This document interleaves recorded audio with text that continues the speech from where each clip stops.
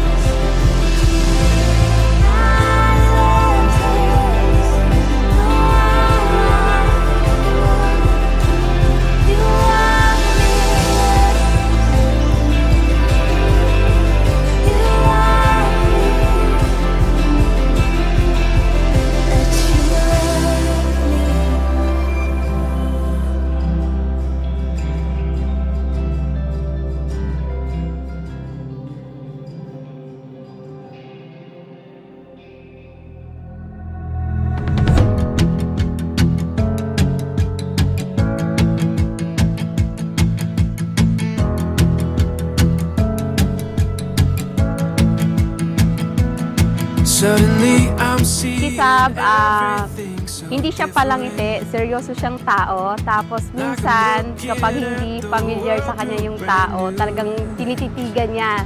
And then, pero pag medyo matagal na yan, pwede na, nakakangiti na siya, ganyan.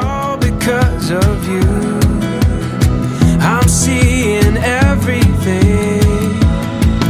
You make me wanna celebrate, celebrate, celebrate.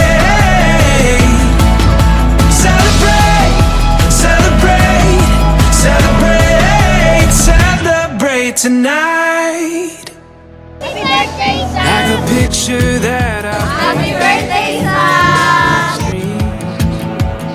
came to life. Sab naman palaging palangiti, yun, palaging nakikipaglaro sa akin, yun, gugulat, nakakatanggal ng stress reliever. I'm hearing everything. You make me wanna celebrate. My only wish for you, sana as you grow older, magkaroon ka ng resilience to overcome any hardships in life. Okay? Again, congratulations and happy birthday. Celebrate tonight. Celebrate tonight. Wish ko sa kanya, lumaki siyang maging mabuting tao sa lipunan, tapos lumaki siya na sumunod sa mga payo ng magulang, maging mabait sa kanyang ate, kuya, mapagbigay sa kanyang mga pinsan. Yun lang wish ko sa kanya. Yun, love na love ko siya. You make me wanna celebrate, celebrate, celebrate,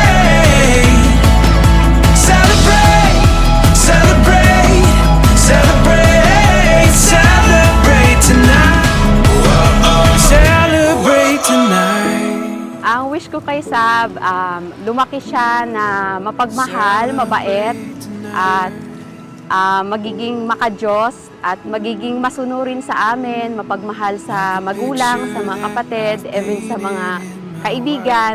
Happy birthday, Sab! We love you! Me wanna celebrate.